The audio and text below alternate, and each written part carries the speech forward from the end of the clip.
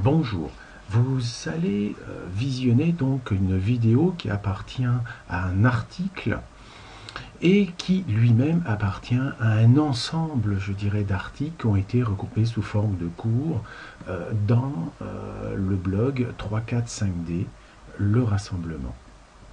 Donc vous savez que la démarche sur la voie de l'éveil demande d'aller fouiner un tout petit peu partout et nous sommes souvent perdus par rapport à tout cela devant cette masse énorme d'informations.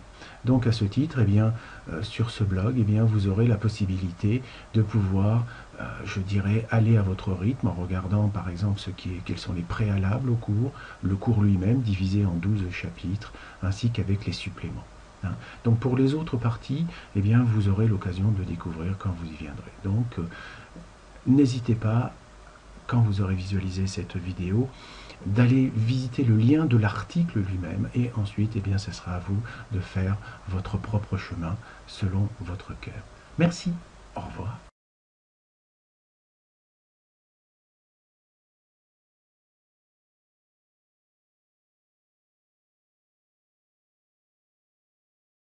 Bien, bonjour à toutes et à tous. Nous voilà repartis pour un nouvel épisode où nous allons regarder dans un premier temps la relation qu'il y a entre les différents logos et donc les différents cristaux qui répartissent, on va dire, ce logos, qui le démultiplie à un certain niveau pour fabriquer ce que nous connaissons dans toute la galaxie qui est composée de soleils et où chaque soleil, bien sûr, a un certain nombre de planètes qui hébergent un certain nombre de véhicules. Donc vous commencez à être au courant relativement de tout ça maintenant, enfin du moins je l'espère. Donc nous allons pouvoir continuer, on va dire, dans cette appréciation des choses, on va dire. Donc là, je vais vous représenter le côté chaleur, c'est-à-dire que la source, au centre, c'est quelque chose de très chaud, ce qui nous arrive de la source, puisque ce que nous appelons la chaleur est en règle générale peut-être pris sous le vocable de l'amour. Et donc, plus on s'éloigne de l'île centrale, plus nous nous éloignons du centre de la galaxie, et plus nous nous refroidissons. Voilà comment il faut regarder les choses. Donc, ici, nous allons voir aussi quelle est la relation qu'il y a, par exemple, avec les vibrations, puisqu'effectivement, il y a une connotation directe entre, je dirais, la démultiplication des différentes fréquences, puisque à chaque fois qu'on va passer à travers un cristal, il va y avoir un ralentissement, qui va nous donner que des 7 rayons initiaux, ils vont se démultiplier de plus en plus, mais d'une certaine manière, comme on l'a vu par rapport au sous-logos, que nous avons par exemple 7 chakras, mais que chacun de ces chakras va être expérimenté selon des sous-plans, entre guillemets, qui correspondent à des notes. Si je reprends différemment, si on prend un chakra tout seul, qui possède une couleur, c'est un octave. Et un octave comporte 7 notes de musique, 7 touches du clavier de piano, on va dire. Donc, voilà, donc d'étage en étage, petit à petit, les longueurs d'onde vont s'amplifier. C'est-à-dire que petit à petit, ça va devenir de plus en plus les longueurs d'onde, ou les fréquences, ça dépend comment on voit les choses, les fréquences vont descendre et donc les longueurs d'onde vont s'amplifier.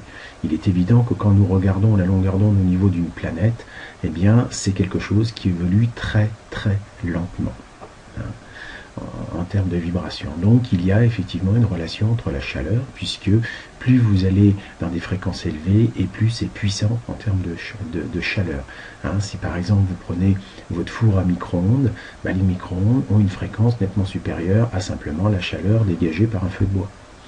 Donc ça chauffera beaucoup plus vite parce que ça va aller chauffer directement à l'intérieur du matériau lui-même, alors que la chaleur d'un feu de bois commencera à chauffer autour de la gamelle et ensuite, par ricochet, diffusera à l'intérieur des autres atomes. Mais ça passera beaucoup par l'extérieur car la longueur d'onde est très grande. Par contre, si vous allez taper directement, je dirais, au niveau de chaque atome, comme c'est le cas avec le micro-ondes, eh bien ça va chauffer beaucoup plus vite. Imaginez que quand nous utilisons l'énergie nucléaire, nous allons encore beaucoup plus loin, puisque nous allons directement, on va dire, attaquer les vibrations au niveau, on va dire, des quarks eux-mêmes, c'est-à-dire du centre du noyau, des composants même, on va dire, de l'atome. Donc c'est d'une puissance colossale. Donc vous comprenez que plus nous remontons vers la source, plus les longueurs d'onde où les fréquences vont s'élever, et plus les fréquences s'élèvent, et plus il y a de patates. Voilà pourquoi il est dit que si, par exemple, une entité qui vit, par exemple, au niveau du logos, venait nous voir directement pour nous serrer la main, eh bien, on se volatiliserait directement, tellement ils ont d'énergie. Le simple contact ferait que on serait directement pulvérisé sous forme de gouttelettes, ou voire pire, quoi. Enfin, pire, le plus fin encore. Donc, c'est pour ça que nous ne pouvons pas aller plus vite que la musique quand nous remontons, on va dire, les gammes et les octaves, puisque nous sommes coincés par la matière que nous habitons. Autant au niveau de l'esprit, quelque part, on va dire de l'âme, on peut bien sûr monter, et encore, parce que bon, il faut aussi quelque part, et vous allez le voir, tenir la charge, autant la limitation est due à notre corps physique, qui fait que il est normal que plus nous allons avancer, rappelez-vous ici les différents sois, puisque ici nous sommes dans le soi inférieur, ici le soi supérieur, ici dans le soi énergie, grand soi énergie, et le grand soi essence. Donc quand vous êtes à ce niveau-là, bien sûr vous n'avez plus du tout de corps, parce que aucune matière ne peut tenir la charge, on va dire, en termes d'énergie. Donc il y a une relation entre tout ça, car nous savons que tout est compris en tout. Et donc, autant ici, nous avons dans le sous-logos, entre guillemets, sous-logos, si on va voir au niveau de la planète, entre ces deux-là, il y a ce qu'on appelle l'état solide. C'est-à-dire que la chose nous paraît extrêmement réelle. On se dit là, il y a un mur, si je mets un coup de boule dedans, c'est sûr que je vais avoir une bosse sur le front. C'est évident. Par contre, eh bien, on va voir que, entre au niveau du sous-logos, eh bien, on parlera beaucoup plus d'un état liquide, c'est-à-dire un état qui n'est pas cristallisé, et où la distance, on va dire, interatomique, c'est-à-dire entre chaque atome, est beaucoup plus grande. Car plus il y a de chaleur, plus la distance entre les atomes s'agrandit, qui fait que ce qui était solide devient liquide. Donc si vous prenez une barre en ferraille et vous la chauffez suffisamment, vous lui donnez de la chaleur, eh bien elle deviendra liquide. Et si vraiment vous allez encore plus loin, eh bien elle deviendra ni plus ni moins gazeuse. En effet, quand nous regardons le Soleil, est-ce que nous avons l'impression que le Soleil est solide? Non.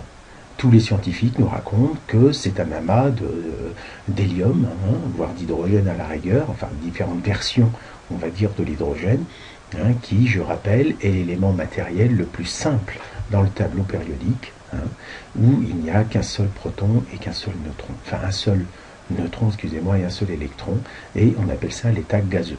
Donc quand nous regardons le Soleil, nous voyons effectivement je dirais, une boule de gaz qui n'est pas encore complètement gazeuse, entre guillemets, puisque si elle était gazeuse, elle ne pourrait pas être un soleil. Donc le soleil va se retrouver, comme dans un des articles précédents, va se retrouver des fois dans des nuages de gaz. Et donc ces nuages de gaz, eh bien, ce sont ces nuages qui vont se trouver au niveau des différentes, je dirais, dans le cosmos. Si par exemple, je vous mets tout de suite les images à côté, eh bien vous comprendrez que le cosmos tel que nous le voyons, ici nous le voyons côté froid, entre guillemets, donc on voit que tout ce qui est noir est glacé pour nous. Allez dans le vide intersidéral et vous allez voir que effectivement ça caille à mort. Par contre, dès qu'il y a le moindre rayon de soleil, vous chauffez à mort, puisqu'il n'y a pas de, je dirais, de ralentisseur comme il y a par exemple sur Terre aujourd'hui grâce à l'eau. Et nous allons voir dans la prochaine vidéo quelle est l'analogie entre l'eau et nous. Mais déjà, commençons par ici, par bien comprendre les différentes relations qu'il y a entre tous ces éléments, hein, puisqu'ils sont tous liés. Donc je rappelle que le fond étoilé que nous voyons comme ça, quand il est vu par la source, il est vu comme ça. C'est-à-dire que chaque planète est vue comme une condensation, une cristallisation froide. Puisque plus ça cristallise et plus c'est froid. D'accord ? Donc voilà, pour commencer, la relation entre le logos, les sous-logos et sous-sous-logos, qui correspondent à des états de la matière, d'une certaine manière. Hein. Et donc c'est pour ça que quand nous parlons en termes d'ascension, les gens pensent, ah bah ça y est, on va quitter notre corps, et puis bah, on va aller se balader au soleil, et enfin on va redevenir des gazeux, entre guillemets, hein, pour pas dire des gazés, mais quelque part on se liquéfie un peu avant, et puis après on devient quasiment gazeux. Donc il est évident que dans le processus de l'ascension, eh bien, on voit que quand on passe de la 3D à la 4D, on se liquéfie, hein, puisque on parle en 4D de fluidité. Eh bien, c'est cela, c'est-à-dire que vous y mettez la chaleur du cœur, et en mettant la chaleur du cœur, hein, vous allez bien sûr à l'encontre du refroidissement fait par le mental. Je rappelle que le mental est représenté souvent par la couleur bleue, qui est une couleur froide, alors que le cœur, ce sont les émotions, qui est une couleur chaude. Donc il est normal que plus on pense, plus on devient froid et sérieux. Et plus on a des émotions et plus la se liquéfie pour arriver à un moment et devenir éventuellement gazeux, on va dire, c'est-à-dire vous n'êtes plus du tout là, quoi. Hein. Donc ça sera un peu l'équivalent du rêve ici, quoi. Hein. Donc voilà globalement ce que je voulais vous dire par rapport à cette première vidéo.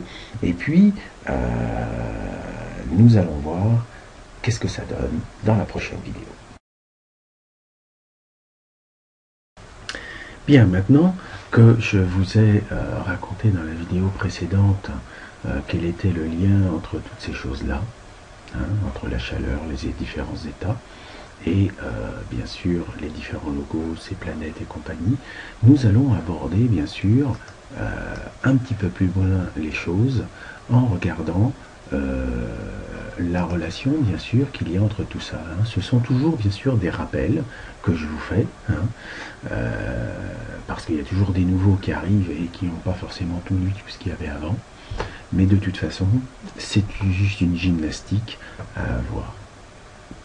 Donc on a vu qu'il y avait une relation entre ici le soleil central qui est représenté par cette ligne violette où nous allons retrouver donc les déclinaisons du soi essence, du soi énergie. Hein. Ensuite nous avons effectivement le soleil, ici la ligne jaune qui correspond à celui-ci et donc à ce cercle bleu, où nous allons retrouver donc le soi supérieur ici, hein. Et ensuite le soi inférieur là, c'est-à-dire nous. Hein. Ça c'est le sous-sous-logos, ça c'est le sous-logos, ici, et là, on est dans le logos. Bien, donc ça maintenant, cela étant dit, eh bien, on va voir qu'il y a effectivement toujours cette relation d'état gazeux, c'est-à-dire que quand on est dans le grand soi, eh bien, il n'y a pas de forme en tant que telle, et nous allons voir, en mettant maintenant l'autre forme, enfin, vous commencez à avoir l'habitude maintenant, hein, des pyramides spatio-temporelles, eh bien, on peut voir que le soi essence, qui est un état gazeux, donc féminin, je rappelle, ça va être cette partie rose, dans la partie supérieure de ce temps-espace, entre guillemets. Le soi énergie sera eh bien, cette partie-là, intérieure, hein, qui correspond donc toujours à un état gazeux, mais beaucoup plus densifié, puisqu'il est, je dirais, dans la pyramide hein, de l'espace. Et donc ça, bien, je vous le rappelle, ça s'appelle l'esprit. Alors que là, on était dans la source, tout simplement.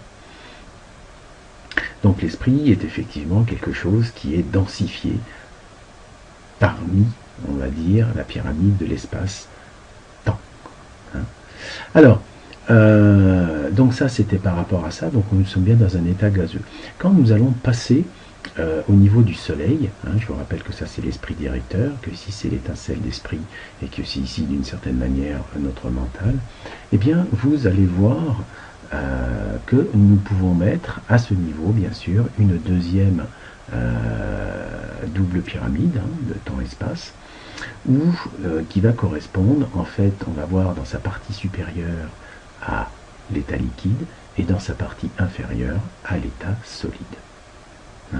Alors, maintenant, eh bien, pour vous faire comprendre un tout petit peu quelle est la structure même, je dirais, de la création, puisque quand nous disons que notre monde est holographique, on imagine bien sûr tous des ondes généralement lumineuses, puisque nous regardons avec nos yeux, et ces ondes lumineuses ne sont en fait que la distance qui sépare des atomes.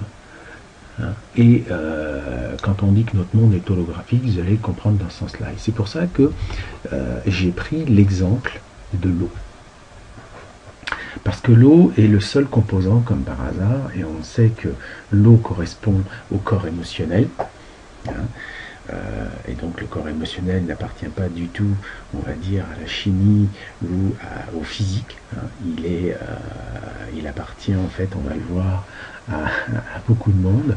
Et l'eau a l'avantage de posséder bien sûr ces trois états, on va dire solide, liquide et gazeux, comme d'ailleurs tout matériau, sauf que nous sommes basés sur l'eau.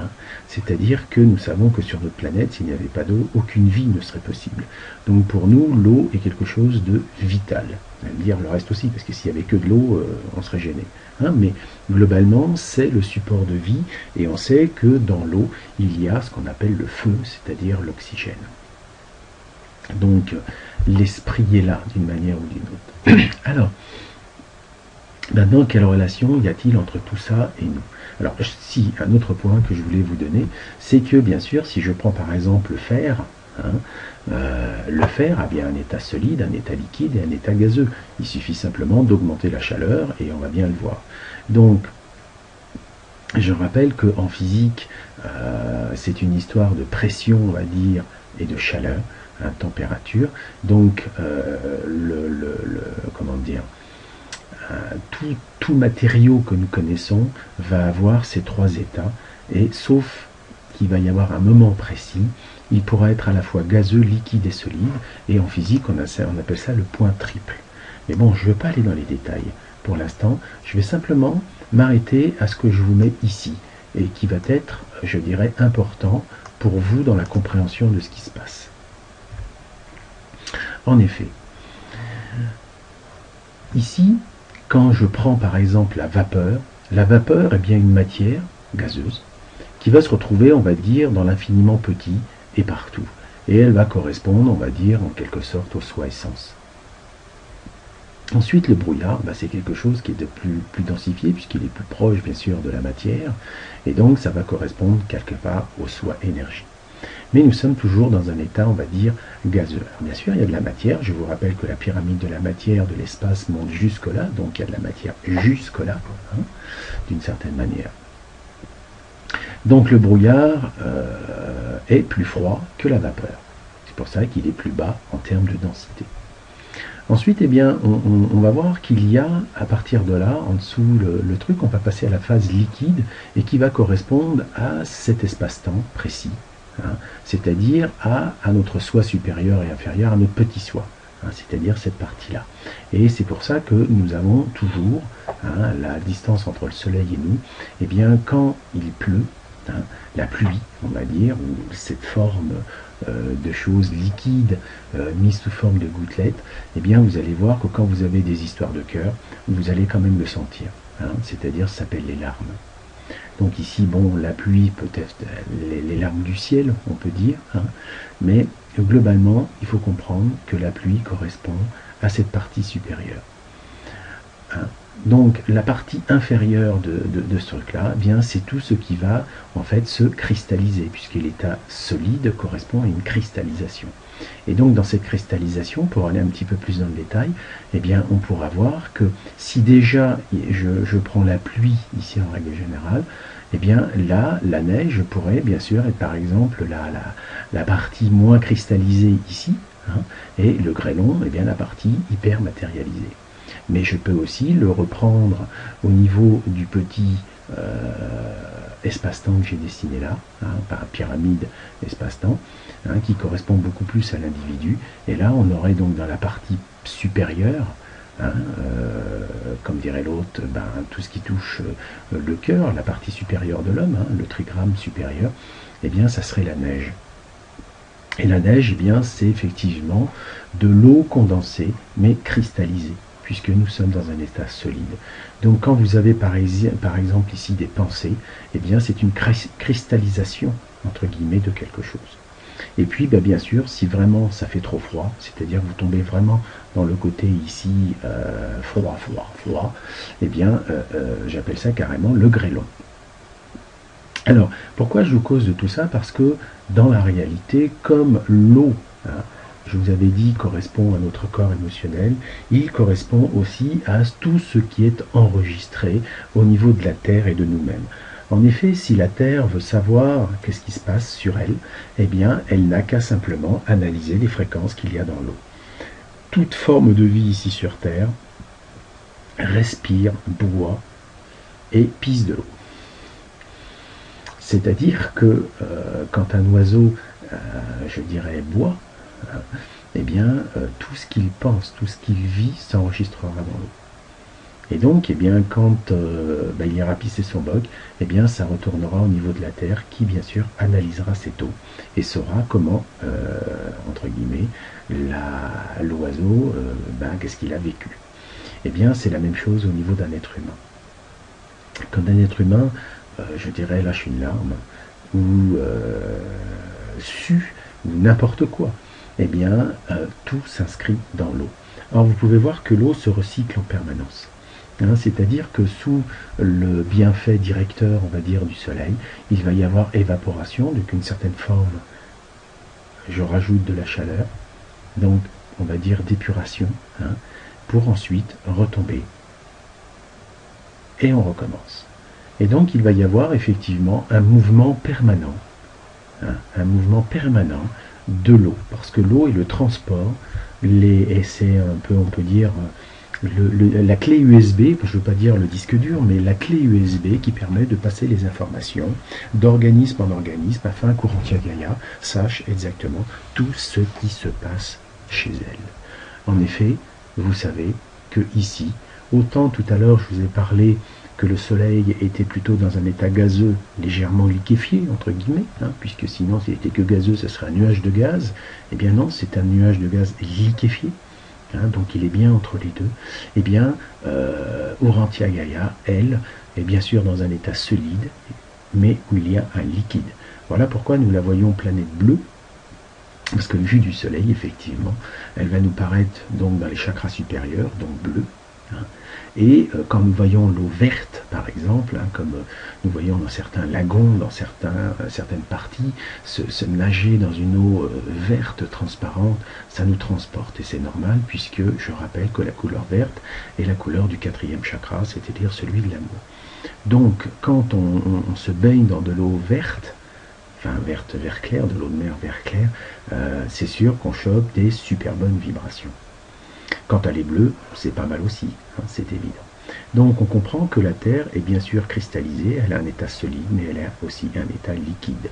Donc quand vous vous rendez compte qu'il y a plus de surface d'eau sur Terre que de surface de Terre, ça vous donne à peu près l'idée de ce que nous sommes venus expérimenter sur cette planète.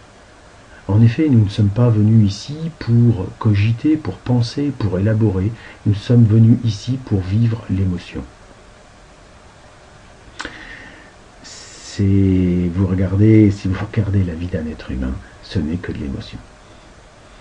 Et d'ailleurs, c'est la seule chose qui s'enregistre, on va dire, dans votre karma, si on peut dire, dans votre disque dur en tant qu'être. Hein, c'est-à-dire que si on prend une vie antérieure où vous avez été un scientifique X, Y, Z, eh bien dans une prochaine vie, ça ne vous servira pas à grand chose, parce que c'était des états, entre guillemets, hein, de mental, qui a disparu avec le corps. Mais par contre, tout ce que vous avez vécu en termes d'émotion a été enregistré par la planète.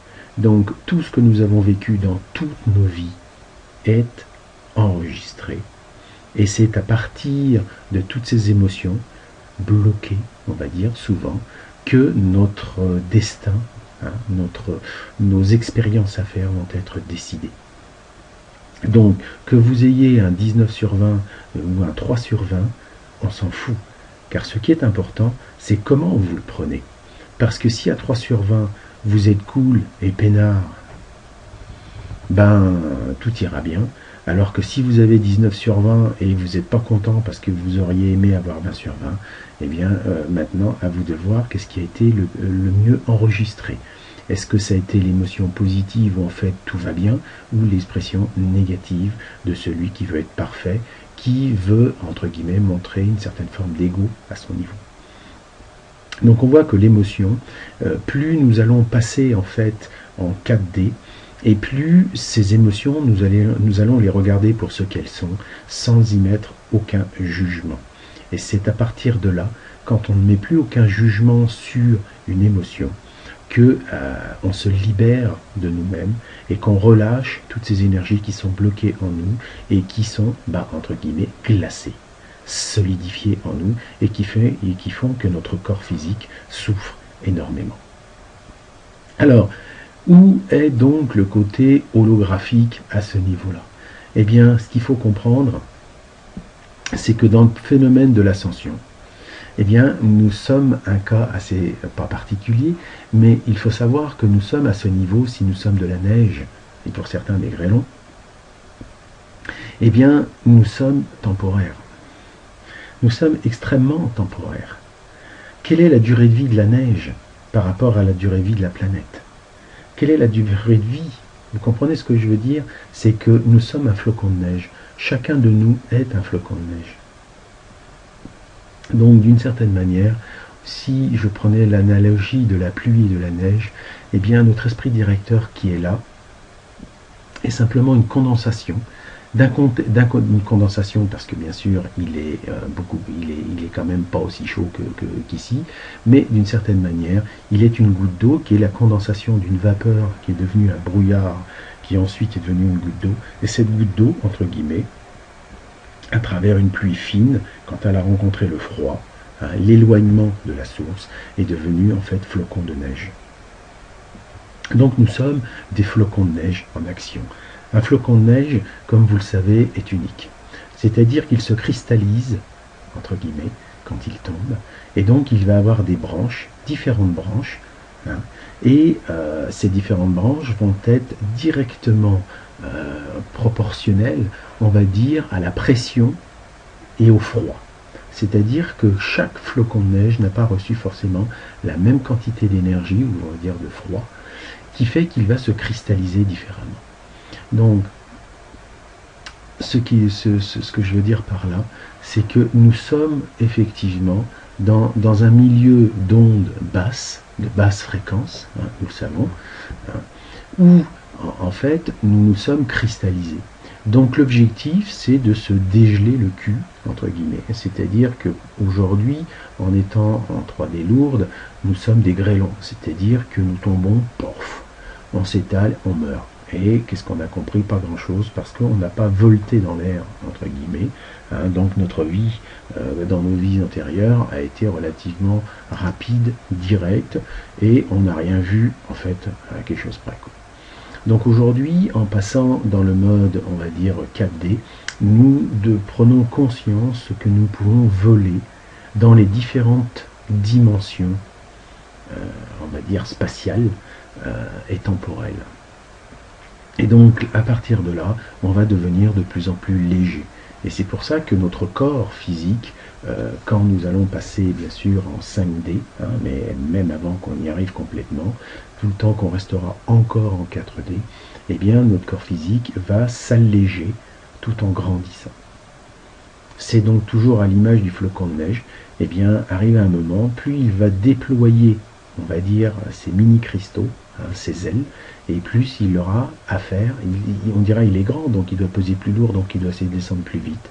Eh bien non, puisque ça fera comme un parachute. Donc plus on devient léger, plus on ouvre ses ailes, et plus en fait on volettera dans le vent, entre guillemets, et on pourra regagner éventuellement de la hauteur, et se faire réchauffer, entre guillemets, pour retomber éventuellement sous forme de pluie. Mais ce que je vais vous faire comprendre par ce schéma et cette analogie de l'eau, puisque nous sommes l'eau en fait d'une certaine manière, nous devons de nous alléger. Alors il y a un rapport, tout ça, avec ce qu'on appelle les éléments, bien sûr, et ce qu'on appelle aussi les cercles atomiques. Vous savez que dans le premier cercle atomique, nous expérimentons le feu. Hein, et nous sommes la phase finale. Nous sommes les derniers, nous sommes ceux qui expérimentons le feu dans sa nature la plus violente, on va dire. Donc tout ce qui touche à l'émotion. Donc nous connaissons des choses comme la passion, chose qui est relativement inconnue pour nombre de civilisations qu'il y a dans l'univers. Hein, parce qu'ils n'ont pas de corps émotionnel tout simplement. Et même ceux qu'en ont, ben, ils n'ont pas poussé le bouchon aussi loin que nous.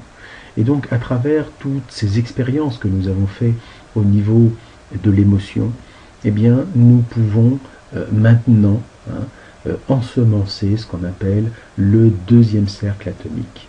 Et ce deuxième cercle atomique est ni plus ni moins l'élément eau. Donc cet élément eau est en rapport avec ce que je rappelle l'amour dit solaire, comme par hasard, hein, puisque l'élément feu était l'amour christique. Or l'élément feu c'est l'esprit, je vous rappelle, et si on dit christique, c'est parce que ça correspond à ça, c'est-à-dire au soleil central. Quand je disais le grand soi plus le petit soi c'était égal à l'un, eh bien c'est vrai. Donc quand nous aurons ascensionné définitivement, que nous serons en paix au niveau du mental et en paix au niveau de l'esprit, à ce moment-là, nous allons regrimper très rapidement les échelons, puisque après ce n'est plus franchement une histoire de temps, puisque je vous rappelle que dans cette pyramide, il y avait un temps linéaire, alors que là, on passe dans un temps, dans l'éternel présent, puis après l'autre éternel présent. Donc quelque part, ce sont des périodes qui vont passer très très très très vite, car l'objectif est de redevenir effectivement pluie. Et quand je veux dire goutte d'eau, et quand notre soi supérieur aura compris, pas notre soi supérieur, notre esprit directeur aura regroupé tous ces petits et aura atteint cet état de transfusion, on pourrait dire, eh bien, il pourra à ce moment-là passer dans le deuxième cercle atomique pour pouvoir ensemencer de l'amour solaire et expérimenter l'amour solaire. Ensuite, une fois que cet amour solaire aura été expérimenté à fond dans le deuxième cercle atomique, eh bien nous pourrons passer au troisième cercle atomique, qui sera simplement l'amour cristallin, puisque nous aurons compris ce que veut dire être devenu neige, grêlon et glace. Et donc cet amour cristallin, c'est ni plus ni moins ce qu'on appelle la terre, l'élément terre, le minéral. Et enfin, quand nous passerons au quatrième cercle atomique, qui s'appelle l'amour électronique, eh bien c'est tout simplement, nous passerons au niveau de l'élément air, ici. Donc on aura le côté cristallin et le côté air. Comprenez maintenant la logique qu'il y a entre tout cela, et que si vous vouliez avoir une démonstration du comment ce monde est holographique, comment ce monde est illusoire, eh bien regardez tout simplement combien est illusoire un flocon de neige. Combien est illusoire une pluie? Que vaut une pluie par rapport au reste? Regardez, ressentez plutôt, et puis vous verrez que je vais vous laisser la suite, en fait, à réfléchir à la suite, parce que je pense qu'à partir de là, c'est à vous de ressentir ce qui se passe, et puis bien ce qui se passera en vous vous dira en fait où vous en êtes. Donc comprenez qu'ici, nous sommes un esprit directeur, une goutte d'eau issue de l'océan, de la création, et qu'individuellement, nous ne sommes qu'un flocon de neige, expérimentant le chaud et le froid, la cristallisation, et donc aussi, par la même occasion, la partie, vous voyez, cette partie-là, la partie aérienne, le trigramme supérieur, le côté aérien. Je rappelle que ici, ce sont vos 3 premiers chakras, et là, 4, 5, 6. Ici, c'est vous respirez, et ici, c'est tout le tube digestif et tout ce qui est la cristallisation maximale. Donc, nous sommes un flocon de neige expérimentant 2 états, un état aérien et un état solide. Voilà, c'est tout ce que j'avais à vous dire dans cet article, et puis maintenant, à vous d'aller plus loin. Merci, au revoir.